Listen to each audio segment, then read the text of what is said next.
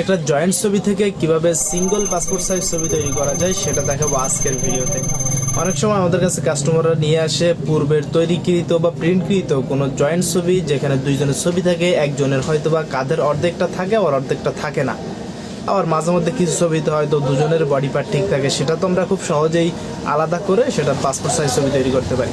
But যেগুলোর ক্ষেত্রে আপনার বডির অর্ধেক পার্ট থাকবে এবং অর্ধেক পার্ট থাকবে না, এই ধরনের ছবিগুলা নতুন করে পাসপোর্ট সাইজ ছবি তৈরি করা অনেকের কাছে একটু ঝামেলার মনে হয়। তো তাদের জন্য বিষয়টা আজকে একদম ক্লিয়ার করে দিব, যেটা দেখার পরে আপনার কাছে একদম ইজি মনে হবে জয়েন্ট ছবি থেকে সিঙ্গেল পাসপোর্ট সাইজ ছবি তৈরি করা। তো চলুন এই কাজগুলো কীভাবে করবেন আমি কিন্তু A to Z computer screen থেকে দেখিয়ে দিব। শুধু আমার একটাই রিকোয়েস্ট, আমার ছোট্ট একটি ইউটিউব চ্যানেল আছে আসার টেক জোন, এটা কিন্তু নতুন চালু করছি।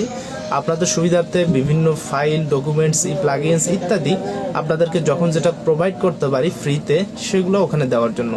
তো অবশ্যই চ্যানেলটাকে সাবস্ক্রাইব করে রাখবেন, তাহলে আমিও একটু অনুপ্রাণিত হব এবং নতুন নতুন ভিডিও বানাতে একটু উৎসাহিত হব। চলুন এখন মেন কাজগুলো কম্পিউটার স্ক্রিন থেকে দেখে নেওয়া যাক। তো বন্ধুরা দেখতে পাচ্ছেন আমরা আসছি কম্পিউটার স্ক্রিনে এবং এখানে এমন একটা ছবি নিয়েছি যেটার অর্ধেক পার্টটা কিন্তু বডির অন্য একটা বডির নিচে ঢেকে গেছে, আর আমরা মহিলার ছবিটা ব্লার করে দিয়েছি, এটা প্রাইভেসি পারপাসে। তো আমরা প্রথমে ছবিটাকে একটু রোটেট করে সোজা করে নিব, যেহেতু একটু বাঁকা আছে। তো আমরা এটার জন্য মেজার টুল ব্যবহার করতেছি। দেন এদিক থেকে ছবির কর্নার থেকে টান দিয়ে এই কর্নারে ছেড়ে দিলাম। এখন চলে যাব ইমেজ, এদিক থেকে রোটেট ক্যানভাস।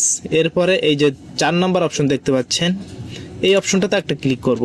এখানে কত ডিগ্রি অ্যাঙ্গেলে আছে বর্তমানে ছবিটা সেটা কিন্তু দেখাচ্ছে। তো আমরা ওকে বাটনে ক্লিক করবো, সাথে সাথে সোজা হয়ে গেল।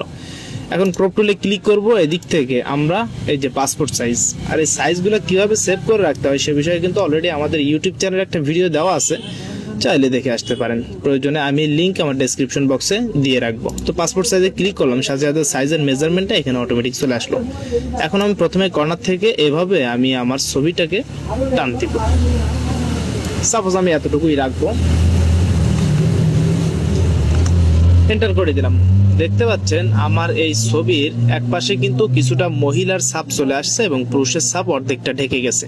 তো আমরা প্রথমে যে কাজটা করতে পারি সেটা হচ্ছে আমরা চাইলে ব্যাকগ্রাউন্ডটাকে চেঞ্জ করে নিতে পারি। যতটুকু দেখা যাচ্ছে সেই অনুযায়ী আমরা ব্যাকগ্রাউন্ডটাকে একটু চেঞ্জ করে নিচ্ছি। প্রথমে কন্ট্রোল অল্টার ডি দিলাম, ফেদারের 2 দিয়ে এন্টার করে দিলাম এবং এখন আমরা ব্যাকগ্রাউন্ড কালারটা চুজ করে নিব। তো আমি আপাতত এই টাইপের কালার চুজ করে কন্ট্রোল ব্যাক স্পেস দিচ্ছি, কন্ট্রোল ডি দিলাম। দেখতে পাচ্ছেন হয়ে গেল। এখন আমাদের ডান পাশের যে একটু জায়গা বাকি আছে, এই জায়গাতে আমরা চাইলে লেসো টুলের মাধ্যমে এটুকু এভাবে ক্রপ করে দিতে পারি। কন্ট্রোল ডি দিলাম। তো এখন আমাদের ডান পাশের বা এই ছবির বাম পাশের যে পার্ট সেটাকে ফিল আপ করার জন্য আমরা চলে যাব এদিক থেকে লেসো টুল, দেন এদিক থেকে লেসো টুলের মাধ্যমে আমরা ঠিক এভাবেই আমরা এই পাশের কলারটাকে জাস্ট কপি করব।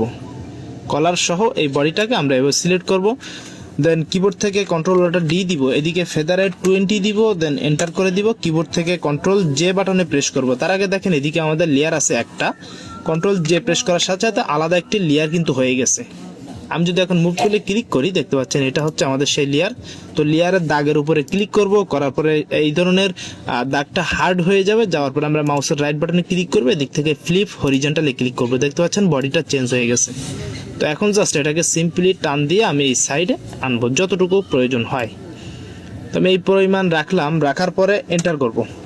দেন এখন আমার যে কাজ সেটা হচ্ছে আমি চলে যাব এদিক থেকে ইরেজার টুল এবং এদিক থেকে একটা সফট টাইপের ব্রাশ নিয়ে নিচ্ছি। আমি এটা নিলাম। সাপোজ নেওয়ার পরে আমি এই জায়গাগুলোতে ইরেজ করে দিব, যাতে আমার আগের যে পুরান কলার ছিল সেটা যাতে স্পষ্টভাবে চলে আসে। তবে এই যে দেখতে পাচ্ছেন মহিলার ছবি আসতেছে, এদিকে আমরা একটু ব্যাক করলাম। তো এভাবে করে আমরা চাইলে কিন্তু বডির যে বিভিন্ন পার্টস সেগুলা কিন্তু চেঞ্জ করে নিতে পারি। এবং উপরের লেয়ারে ক্লিক রেখে আমরা কন্ট্রোল ই বাটনে একবার প্রেস করব, দুটি লেয়ার একসাথে মার্জ হয়ে যাবে। এখন চাইলে আবারও ব্যাকগ্রাউন্ডের পুরো ব্যাকগ্রাউন্ডটা সিলেক্ট করে জাস্ট একবার চেঞ্জ করে দিতে পারি। কন্ট্রোল ডি দিলাম, 2 দিয়ে এন্টার দিলাম, কন্ট্রোল ব্যাক স্পেস দিলাম, এই যে হয়ে গেল। এবং এখন ছবিটা যেহেতু একটু ঝাপসা টাইপের হয়ে গেছে বা প্রচুর নয়েজ আছে মুখের ভিতরে দেখা যাচ্ছে, তো আমরা চলে যাব ফিল্টারে, এদিক থেকে আমরা গ্রেন সার্জারি, রিমুভ গ্রেন দেওয়ার পরে দেখতে পাচ্ছেন আমাদের নয়েজগুলো কিন্তু অলরেডি ভ্যানিশ হয়ে যাচ্ছে। এই যে দেখেন, তো ফেসটা একটু ব্লার হয়েছে। আপনারা চাইলে এটা অনলাইনের মাধ্যমে এনহ্যান্স করে নিতে পারেন। তো ভিডিওটা কেমন লাগলো জানিয়ে কমেন্টস করবেন, আর পরবর্তী ভিডিওর জন্য পেতে হলে অবশ্যই আমাদের পেজটিকে ফলো করে রাখবেন।